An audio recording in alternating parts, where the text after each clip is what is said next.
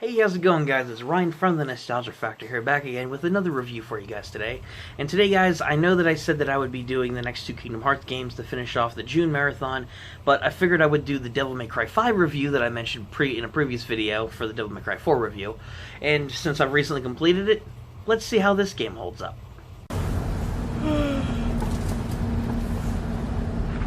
Redgrave and its surrounding cities have ceased to function as a result of the mysterious tree that apparently attacked the city approximately 1 month ago. In light of this incident, the government... They're demons! I've seen them with my own eyes! Redgrave is completely taken over! Let us pray for mercy. This is a trial from the heavens above. Same crap, different day. So, tell me, Tell you what, how does it feel to be rescuing the guy that killed your father? hey, I'm glad we're getting personal. Well, he abandoned my mother and I and left us for dead. I feel nothing. Well, he's not exactly going up for Father of the Year award now, is he? His research wasn't half bad. Came in handy. Mildly thankful for that. They have to do that in here. It already smells like ass. That's you!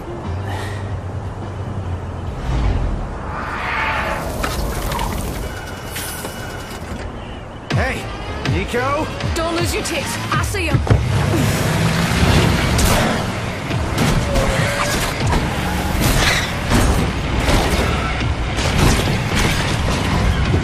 Hey, you have to hit every single bump in the road?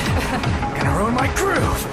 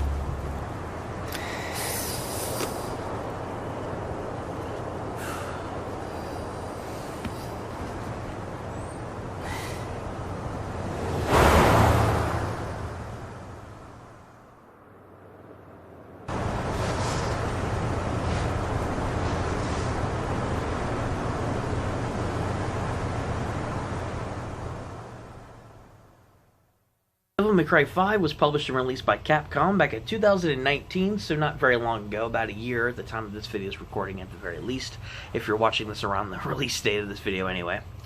The Devil May Cry 5 was a very huge surprise at the time for a lot of people, as the Devil May Cry series hadn't seen a good mainline entry since 2008 with the form of Devil May Cry 4, not counting DMC Devil May Cry. But for the main series, people were wondering where the series was going to go next. What were they going to do with the character of Dante? What were they going to do with Nero? How could they possibly expand upon the universe for the fifth main entry in a popular series? Well, lo and behold, Devil May Cry 5 presented itself with a scenario where not only do you get to play as Dante and Nero, but it also introduces new characters, new story elements, and some really unique gameplay elements that this game does very well to diversify the series while staying true to its core of its hack-and-slash gameplay.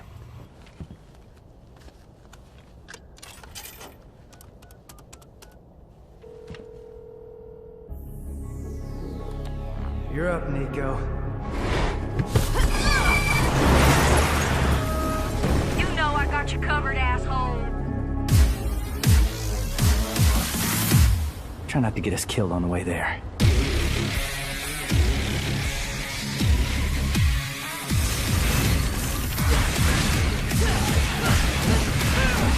Sorry, Nico.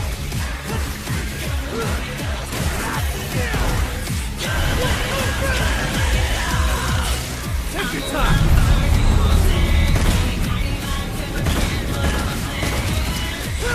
Go home already.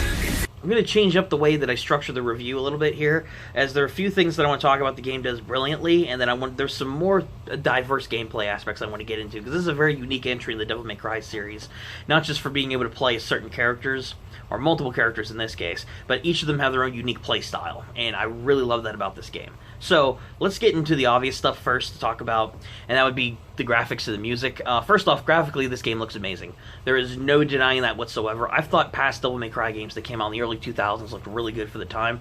This game is no exception. The hardware that was used for the RE engine, which was used to make the Resident Evil 2 remake, definitely pops in this game. Throughout the entire game where you're going through playing as Dante, Nero, or this new character called V, you're going through very unique locations of a destroyed Redgrave City. You're going through the Qlipoth tree, which is growing the fruit of the underworld, that if you consume it, you become the king of the underworld, which is the whole reason that the main bad guy in this game, Urizen, is doing it, is growing this giant tree. But you go through the different environments with the tree. You have like the different destroyed remnants of the city crumbling around you. Going inside the tree itself has like all this blood effects everywhere, giant roots, spikes, the different ways that the remains of the destroyed city are meshed within this giant, basically tree roots, tree trunk that you're going through the entire game. The ways that the blood effects go when you have to go through the different blood pipes and whatnot as they're coming out. The different enemy designs and whatnot look amazing, clashing against the background. The different environments themselves and the detail as you see the inside of this giant demonic tree with demons flying everywhere, blood bursting everywhere, and all in all, just really great visual effects. I cannot praise this game enough for the visual fidelity. The real best way for you to experience it is by playing the game yourself.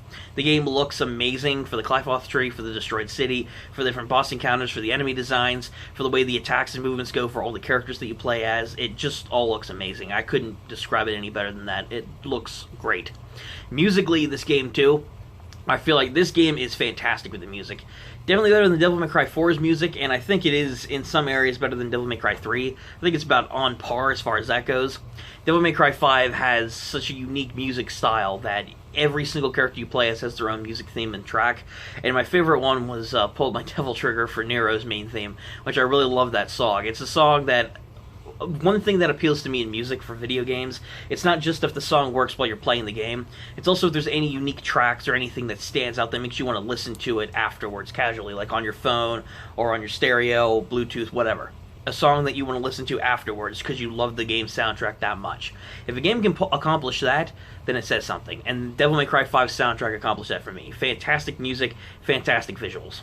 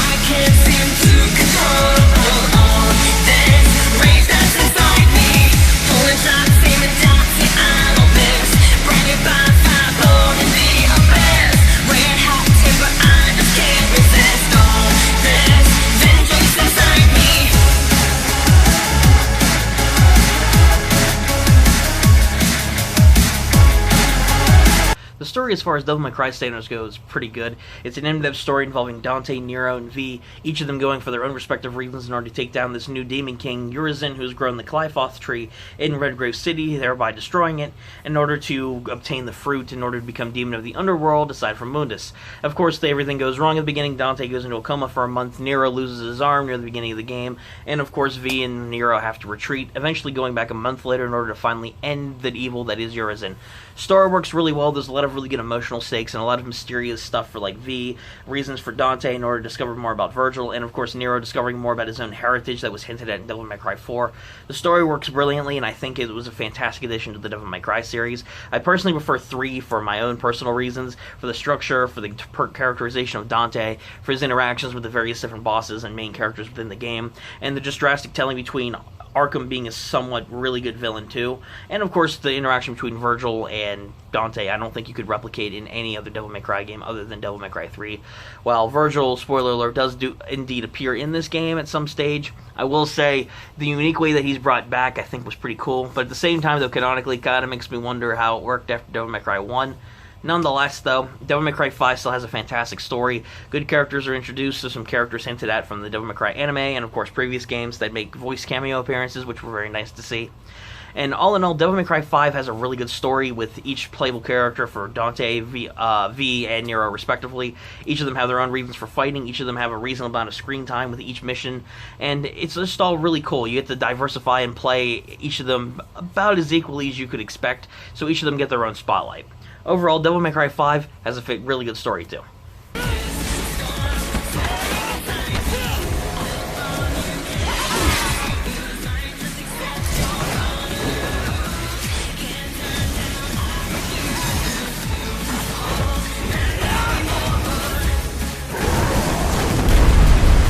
Hey, do you do parties?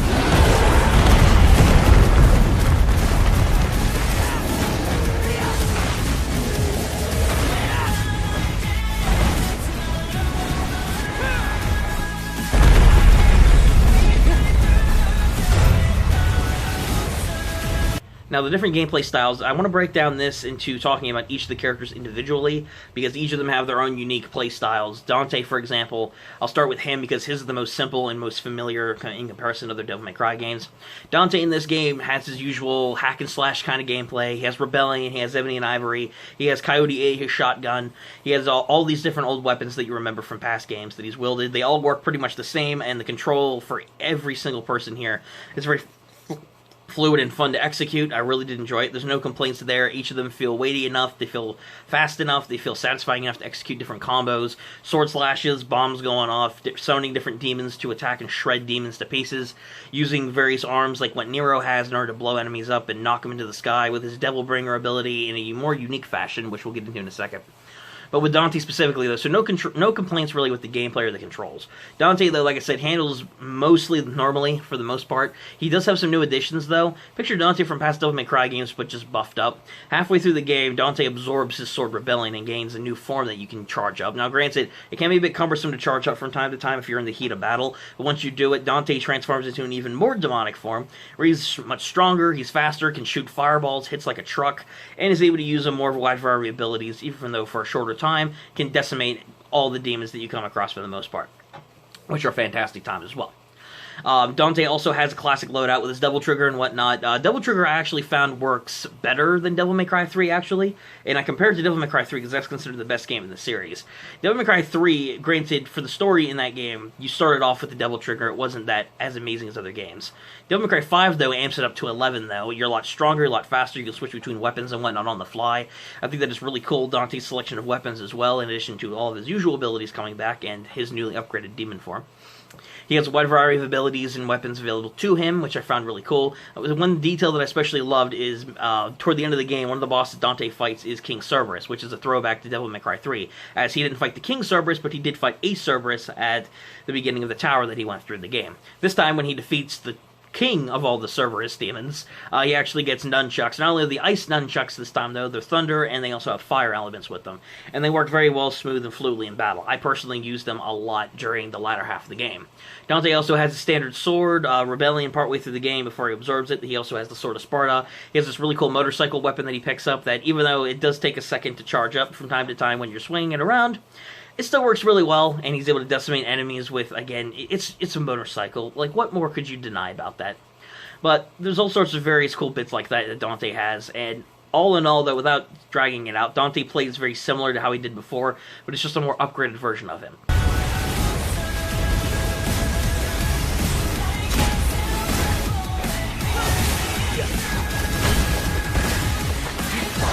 Yeah.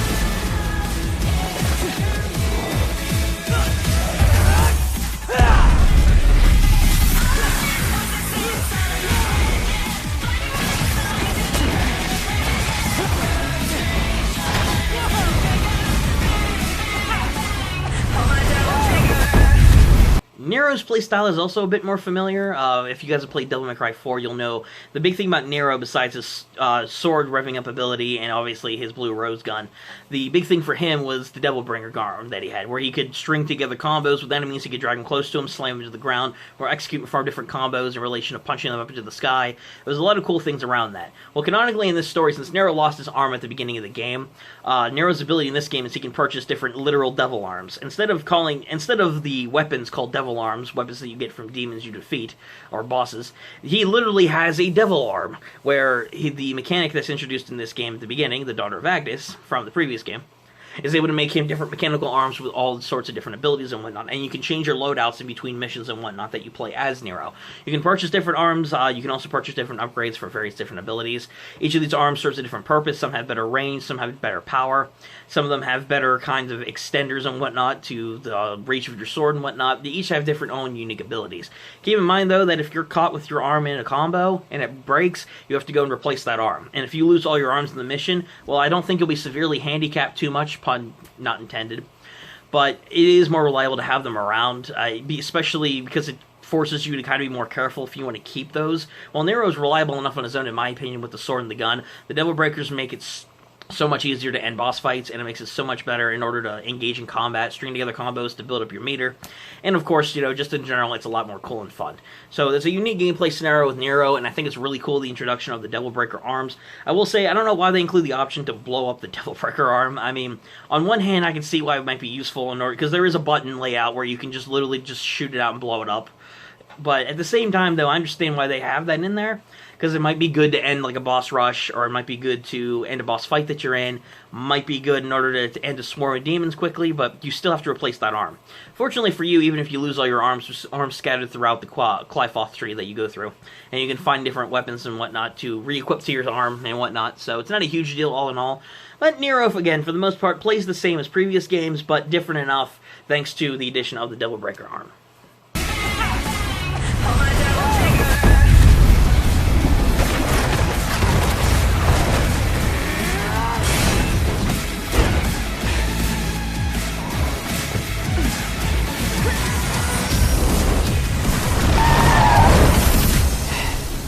Perfect timing.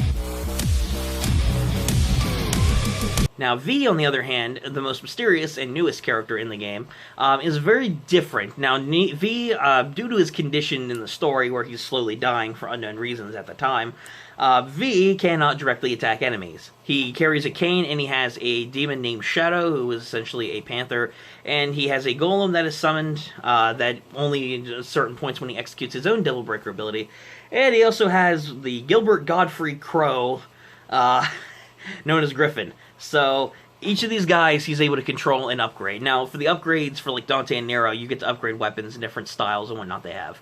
In this game, though, since, you know, V can't attack directly because of his condition, his demons can be upgraded to have different attacks, abilities. Shadow, for example, can be upgraded to have different shockwave attacks, different kind of piercing attacks. Griffin can be upgraded to have better electrical blasts. He can also be upgraded to move faster, like at supersonic speeds, in order to take down demons.